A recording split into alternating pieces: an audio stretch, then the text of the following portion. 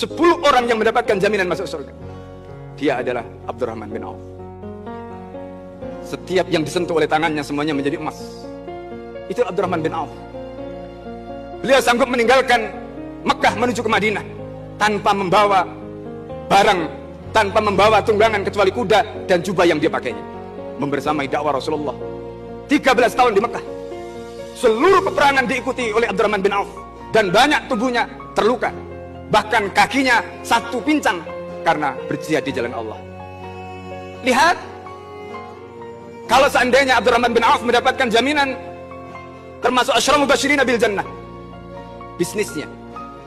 Saudara-saudara sekalian, di dalam kitab Syiarul A'lam An-Nubala yang ditulis oleh Al-Hafidh Adz-Dzahabi, beliau menceritakan saking hebatnya kekayaan kekayaan Abdurrahman bin Auf. Sepertiga penduduk Madinah diberikan hutang oleh Abdurrahman bin Auf. Sepertiga lagi mereka yang punya hutang dibayar hutangnya oleh Abdurrahman bin Auf. Sepertiga lagi diberi nafkah oleh Abdurrahman bin Auf karena hubungan kekerabatan. Subhanallah. Berapa yang dikeluarkan oleh Abdurrahman bin Auf untuk berjihad? 40.000 dinar, bukan dirham, 40.000 dinar. 357 miliar sekali beliau infakkan untuk jihad fisabilillah. Beliau membebaskan dalam satu hari 30.000 budak. Bahkan dalam riwayat yang dikutip Adz-Dzahabi, bukan hanya 30.000 budak, tetapi 30.000 keluarganya budak-budak itu. Subhanallah. Ketika Rasulullah SAW wafat, Rasulullah berwasiat, siapa yang bisa menghidupi keluargaku, maka dia akan mendapatkan jannah. Abdurrahman bin Auf memiliki lahan di Madinah, yang lahan itu diairi oleh tidak kurang 700 unta. Saking luas. Lihat kafilah Abdurrahman bin Auf dari Syam yang datang ke Madinah, dibawa oleh 700 unta. Ketika deru debunya itu terdengar sampai ke telinga Ibunda Aisyah radhiyallahu anha, maka kemudian Ibunda Aisyah mengatakan, sami'tu Rasulullah sallallahu alaihi wasallam yaqul, Abdurrahman bin Auf la yadkhulul jannah illa habwa. Abdurrahman bin Auf tidak akan masuk surga kecuali dengan merangkak. Subhanallah. Siapa yang tidak menangis? Orang begitu luar biasa dakwahnya. Orang begitu luar biasa jihadnya. Bahkan Abdurrahman bin Auf di antara sahabat yang pernah menjadi imamnya Rasulullah. Rasulullah pernah bermakmum kepadanya. Orang seperti itu kemudian dikatakan tidak masuk surga kecuali dengan merangkak. Siapa yang tidak sedih? Infak Anda dibandingkan dengan infak Abdurrahman bin Auf nggak ada artinya. Jihad kita nggak pernah berjihad. Dakwah kita dibandingkan dakwahnya Abdurrahman bin Auf jauh. Orang seperti itu disebutkan oleh Rasulullah SAW. Abdurrahman bin Auf la yadkhulul jannah illa habwa. Abdurrahman bin Auf tidak masuk surga kecuali merangkak. Nangis dia datang pada Ibunda Aisyah. Ya umat mukminin, hai Ibunda, apa yang bisa saya lakukan agar saya bisa masuk surga dengan tegak dan tidak merangkak? Subhanallah.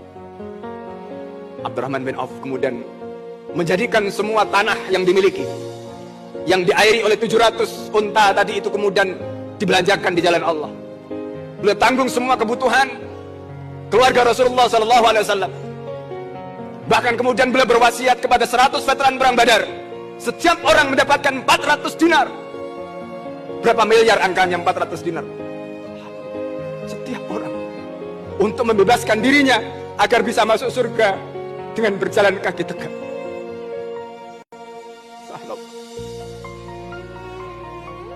Rasulullah SAW mengatakan, istata'tu Abdurrahman bin Auf.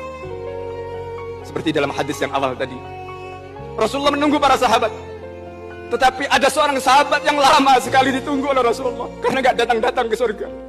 Siapa sahabat itu? Abdurrahman bin Auf. Allahu Akbar. Saudara-saudara sekalian, bayangkan orang sekelas Abdurrahman bin Auf yang dakwahnya 13 tahun, yang jihadnya bersama Nabi sepanjang hidup Rasulullah. Kalau Anda ingin berada di belakang barisan Rasulullah SAW, maka Anda harus berdakwah dan tidak ada alasan bagi Anda. Yang kedua, Anda harus dakwah berjamaah sebagaimana tuntunan Rasulullah SAW. Banyak orang yang tidak bisa memanfaatkan waktunya. Alasan banyak sehingga akhirnya dia tidak mau berdakwah. Alasan banyak sehingga dia tidak mau terikat dengan jamaah. Alasan banyak sehingga dia tidak mau kehilangan itu dan sebagainya. Akhirnya apa? Innal insana lafi khusrin. Kata Imam Syafi'i, ayat ini dahsyat sekali. Karena ayat itu menjelaskan betapa kita semuanya merugi. Semua kita merugi. Illal ladzina amanu wa amilus shalihat, kecuali orang yang beriman dan beramal saleh. Wa tawassaw bil haqqi wa tawassaw bis sabri. Dengan kita berdakwah, dengan kita berjamaah, maka insya Allah kita akan bisa melakukan semuanya itu. Saudara-saudara sekalian, sejarah hidup Anda adalah Anda sendiri yang membuat, bukan orang lain. Karena itu ketika nanti saudara dimintai pertanggungjawaban oleh Allah, Allah katakan, Iqra kitabaka, silakan kamu baca tulisanmu. Allah mengatakan dengan kata kitabaka, padahal yang menulis malaikat. Kenapa? Karena hidup itu, catatan yang mencatat hidup kita adalah diri kita. Kita yang membuat sejarah tentang diri kita. Anda catatannya berisi baik ataukah buruk, itu adalah Anda, bukan orang lain. Kewajiban kami menyampaikan, kewajiban kami mengajak, dan kami punya hujah di hadapan Allah Subhanahu wa taala. Apa yang kita lakukan hari ini akan menjadi hujah kita di hadapan Allah Subhanahu wa taala. Sehingga ketika kelak Rasulullah sallallahu alaihi wasallam yang hari ini sedang menunggu kita, dan kita sudah sampaikan undangan Rasulullah sallallahu alaihi wasallam, tetapi mungkin di antara yang hadir ini ada yang tidak mau. Mungkin ada di antara yang hadir ini yang tidak menyambut undangan Rasulullah SAW. Itu kembali kepada masing-masing. Prinsipnya kami sudah menyampaikan apa yang menjadi undangan Rasulullah SAW. Inni faratukum ala khawdi. Aku menunggu kalian. Aku menunggu kalian di telagaku. Kata Rasulullah SAW. Apakah Anda mau bersama-sama dengan Rasulullah di telaganya Rasulullah SAW? Apakah Anda mau bersama-sama Rasulullah di telaganya Rasulullah SAW? Jangan menunda. Jangan menunggu, karena Allah Subhanahu wa taala menyatakan wasari'u ila maghfiratin min rabbikum wa jannatin ardhas samawati wal ardh. Bersegeralah untuk mendapatkan ampunan Allah, dan bersegeralah untuk mendapatkan surga Allah yang luasnya seluas langit dan bumi. Fafirru ilallah, berlarilah kepada Allah, jangan menunggu lagi. Seorang sahabat Rasulullah sallallahu alaihi wasallam ketika mendapatkan kabar tentang surga, beliau memakan sebuah atau sebutir kurma. Kata dia, buh ya Rasulullah, al jannah ya Rasulullah. Naam ya Rasulullah, apakah kami akan mendapatkan surga kalau kami mati? Kata Rasulullah, ya. Kemudian sahabat itu langsung membuang kurma yang ada di mulutnya, dibuang, dan kemudian dia berangkat berjihad, dan akhirnya dia mati gugur sebagai syuhada. Dia tidak perlu menunggu waktu sampai menghabiskan kurmanya. Terlalu lama, kata dia, untuk mendapatkan jannah dengan menunggu menghabiskan satu butir kurma. Saudara-saudara sekalian yang dimuliakan Allah, inilah kesempatan bagi kita semua. Dakwah bersama dengan jamaah untuk menegakkan syariah dan khilafah mungkin tidak akan pernah bisa kita rasakan kalau kita tidak pernah memenuhi seruan itu hari ini.